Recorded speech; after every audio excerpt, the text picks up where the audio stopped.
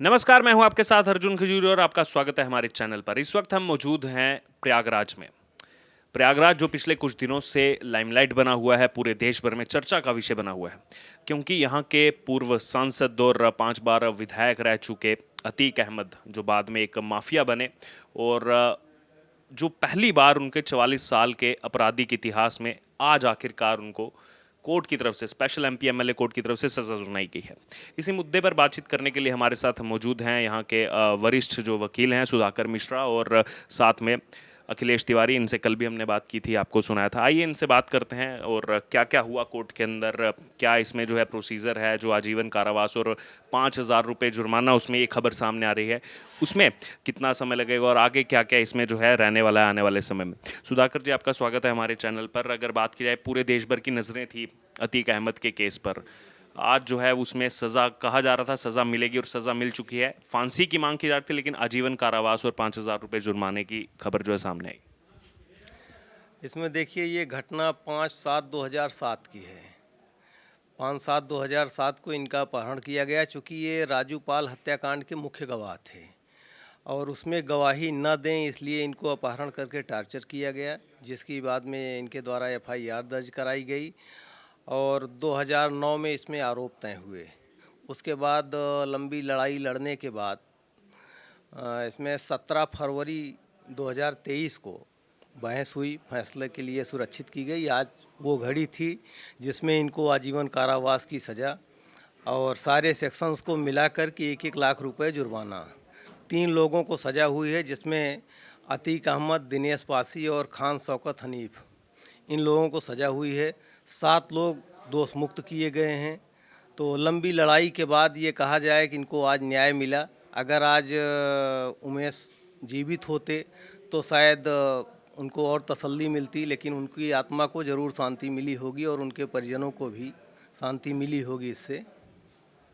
सुधाकर जी, आपके पास दोबारा आऊँगा। अखिलेश जी, कल भी हमने आपसे बातचीत की थी और दर्शकों ने जो है सारी प्रोसीडिंग्स को जाना था। जो सबसे पहले मैं आना चाहूँगा, क्योंकि उस इंसाफ की बात पर, जो न्याय की बात इन्होंने की, परिवार लगातार जो है वो फांसी की मांग कर रहा था, लेकिन जो पूरे प्रोसीजर हैं, कोर्ट जो है अपने हिसाब से काम करेगा, न्यायिक प्रक्रिया अपने हिसाब से काम करेगी, लेकिन कहीं ना कहीं हल्का सा एक इंसाफ ज़रूर मिला हो, क्योंकि पहली बार 100 से ज़्यादा मुकदमे, पहली बार जो है आरोप तय करके दोषी करार दिया गया और सज़ा सुनाई गई। जी, मेरे विचार से न्यायालय का फैसला सराहनीय है और उम्र कैद की सज़ा बहुत होती है।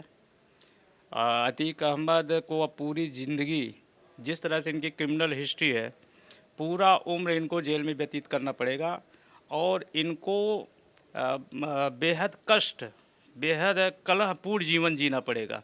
ये स्वतंत्र नहीं होंगे। एक जेल के अंदर एक पिंजड़े की तरह, जैसे एक पिंजड़े में पंछी कैद होता है, उसी तरह से कैद होंगे। इनकी आज़ादी ख़त्म हो चुकी है। तो ये फांसी की सज़ा से किसी भी मामले में कम नहीं है। इन्होंने जिस तरह से अपराध किया है, जिस तरह से इनकी आपराधिक पृष्ठभूमि है, अगर एक दिन में इनको फांसी दे दिया जाए तो संभवतः ये न्याय की फिर पब्लिक को न्याय नहीं मिलेगा। इनको तड़प तड़प के मरना चाहिए। इनको अभी हाई कोर्ट में क्रिमिनल अपील होगा, हाई कोर्ट इस पे फैसला देगी। वहाँ की जब प्रक्रिया पूर्ण होगी तो हाई कोर्ट फैसला देगी और उसके साथ साथ अभी राजू पाल हत्याकांड का फैसला आना बाकी है। अभी तो अपहरण का फैसला आया है। राजू पाल हत्याकांड में जो गवाह रहे उमेश पाल जी के अपहरण का फैसला आया है। अभी मेन केस तो बकाया है हत्याकांड का। मुझे पूरा उम्मीद है कि राजू पाल हत्याकांड में जिस तरह से पूरे प्रयागराज में तांडव मचाया गया था, जिस तरह से प्रयागराज में शहर में लगभग 3-3 बार उसे गोलियों से छलनी किया गया था, पोस्टमार्टम रिपोर्ट में भी डॉक्टर यह पता लगाने में असमर्थ रहा है कि राजू पाल को कितनी गोलियां लगी होंगी। पूरी तरह डेड बॉडी छत विक्षत हो गया। ये नृशंस हत्या। तो संभवतः अदालत उस फैसले में इनको फांसी की सज़ा अवश्य देगी। सुधाकर जी, अगर बात की जाए दिनेश पासी से खुद हमने बात की जब सज़ा दी गई, उसके बाद कोर्ट से बाहर लाया गया, तो खुद हमारे सवालों का जवाब देते हुए उसने कहा कि ये फर्जी मुकदमा मुझ पर लगाया गया है, ये मुझे फंसाने की जो है साजिश है। लेकिन इसमें 10 आरोपी थे, 11 थे, एक की तो मौत हो चुकी है, 10 में से 7 को बरी कर दिया गया। अगर दिनेश पासी इसमें कन्विक्ट नहीं था तो उसको क्यों ऐसे फंसाया जाएगा? क्या कहेंगे इस बारे में? देखिए, न्यायालय पूरा साक्ष्य देखने के बाद ही निर्णय दिया है, तो ये कहना जल्दबाजी होगा। जल्दबाजी क्या, ये बिल्कुल गलत होगा और न्यायालय की अवमानना भी होगी कि हमें निर्दोष हैं, हमें गलत फंसाया गया। चूँकि अदालत सारे तथ्यों को, सारे साक्ष्यों को, इनका भी साक्ष्य रहा, अभियोजन के भी साक्षी रहे, मुलजिम के भी साक्षी रहे, सारे साक्ष्यों का परिशीलन करने के बाद ही जजमेंट दिया गया है। तो ऐसी स्थिति में ये नहीं कहा जा सकता कि ये निर्दोष थे, इनको फर्जी फंसाया गया है पेशबंदी में। इनकी और दिनेश की और राजू पाल की कोई दुश्मनी भी पूर्व की नहीं थी, जैसा हमें जो जानकारी है। तो ऐसे में क्यों इनको कोई फर्जी फंसाएगा और अदालत क्यों इनको फर्जी सज़ा देगी? तो जो साक्ष्य आया उसी पर न्यायालय ने निर्णय किया है। जिनको गलत पाया गया उनको दोष मुक्त किया गया। तो ये नहीं कहा जा सकता कि ये निर्दोष थे। अखिलेश जी, आपने जैसा बताया कि ये अपहरण का मामला था, अभी राजूपाल हत्याकांड का उसमें जो है वो केस अभी चल रहा है, उसमें अभी फाइनल वर्डिक्ट आना बाकी है। इसी बीच उमेश पाल अपहरण के बाद उमेश पाल हत्याकांड भी हो चुका है 1.5 महीने पहले। अब उसमें ना ही केवल अतीक अहमद, उसका भाई अशरफ, बल्कि उसकी पत्नी शाइस्ता परवीन, उसका बेटा, सभी इन्वॉल्व दिखाई दे रहे हैं। जी, अभी इसका इन्वेस्टिगेशन चल रहा है और सीसीटीवी फुटेज को खंगाला गया है।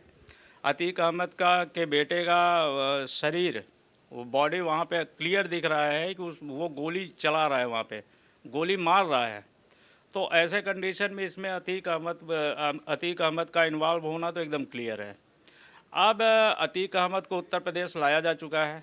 पुलिस इनको रिमांड पे लेगी, निश्चित तौर पे रिमांड पे लेगी पूछताछ के लिए, और पूछताछ करेगी। इन्वेस्टिगेशन अभी लंबित है और फिर अब पुलिस विवेचना के बाद क्लियर होगा क्या इसमें किसका रोल था, क्या रोल था, किस उद्देश्य से मारा गया है।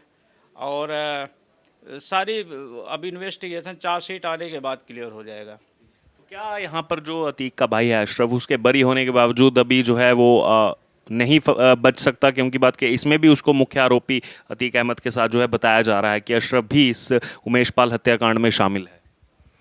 जी, बताया जा रहा है और साक्ष्य आने पर जैसा साक्ष्य आएगा, अब इनको भी पुलिस रिमांड पर लेगी और पूछताछ करेगी। अगर इनका भी उसमें इन्वॉल्वमेंट पाया जाएगा तो निश्चित तौर पर ये भी दोषी माने जाएंगे, साक्ष्य आएगा, सज़ा होगी इनको। एक आखिरी कमेंट मैं लेना चाहूँगा, क्या लग रहा है कि अब प्रयागराज की जो जनता है, हम लगातार 2-3 दिन से यहाँ बने हुए हैं, पहले कोई जो है आकर के बोल नहीं रहा था सामने, आम जनता की अगर मैं बात करूँ, आम जनता जो है इस मुद्दे पर बात नहीं करना चाह रही थी। कल भी जब नैनी जेल लाया गया, मैंने बहुत से लोगों से वहाँ बात की जो बाहर मौजूद थे, किसी ने आकर के जो है कैमरे पर इतनी आसानी से नहीं जो है कोई भी किसी प्रश्न का जवाब दिया। लेकिन आज हमने खुद देखा कोर्ट के बाहर जनता जो आई हुई थी देखने, वो जनता खुद आ रही है हमारे पास कि हम बोलना चाहते हैं, हम बताना चाहते हैं। तो ये बदलाव जो है रातों रात, ये बदलाव क्या इसके पीछे का कारण ये सज़ा मिलना है? सरकार में परिवर्तन। पहले जो सरकार होती थी समाजवादी पार्टी की सरकार, अतीक अहमद उस पार्टी का लीडर होता था, उस पार्टी से चुनाव जीतता था और अतीक अहमद के आपराधिक पृष्ठभूमि में उस सरकार का सहयोग होता था। अब सरकार बदल गई है, इनकाउंटर हो रहे हैं, गुंडे माफिया यूपी छोड़कर बाहर भाग रहे हैं। ऐसी स्थिति में जो आम जनमानस है उत्तर प्रदेश का, इसका मनोबल बढ़ा है। प्रयागराज में इसका एक बहुत बड़ा आपराधिक साम्राज्य है। जनता प्रत्यक्ष दुश्मनी नहीं ले सकती। जनता तो रोजी रोटी के लिए मेहनत करता है, अपना परिवार चलाता है। जनता प्रत्यक्ष दुश्मनी लेने के बजाय वो जो है अपने रोजी रोटी में व्यस्त रहता है। आज क्या है कि आज जनता को उम्मीद जगी है वर्तमान सरकार से। उसे लग रहा है कि हम खुलकर आज बोल सकते हैं, अपराध के खिलाफ, भ्रष्टाचार के खिलाफ आज हम खुलकर आवाज़ उठा सकते हैं और सरकार हमें सुरक्षा मुहैया कराएगी। पहला ऐसा नहीं था। समाजवादी पार्टी की सरकार में अतीक अहमद का बहुत लंबा आपराधिक इतिहास रहा है, जैसा कि पूरा देश जानता है। ये जिस घटना में फैसला आया है ये भी उसी के गवर्नमेंट में ये सारे वारदात हुए थे। राजू पाल हत्याकांड भी उसी के समय का है और उमेश पाल अपहरण कांड भी उसी का समय का है। अब परिवर्तन देखिए कितना बड़ा परिवर्तन आया। तो कहने का मतलब ये है कि आज जनता को एहसास हो रहा है कि हमें बोलना चाहिए, खुल के बोलना चाहिए। सरकार हमारे साथ खड़ी है। अतीक अहमद नहीं, पता नहीं जितने भी बदमाश हैं आज सब खौफ में हैं, इसलिए जनता का मनोबल बढ़ा है। तो ये थे हमारे साथ वरिष्ठतम यहाँ के वकील सुधाकर मिश्रा और अखिलेश जी, और इन्होंने बताया जो पूरा ये मामला था, इसमें जो पहली बार सज़ा दी गई अतीक अहमद को, अब इसके बाद जो है आने वाले समय में जो रिएक्शन सामने आया उसमें आने वाले दिनों में कैसे इसमें जो है कानूनी प्रक्रिया के हिसाब से क्या क्या देखने को मिलेगा, उसको लेकर के पूरा विस्तार पूर्वक हमारे साथ विषय रखा। आपका बहुत बहुत धन्यवाद हमारे साथ जुड़ने के लिए।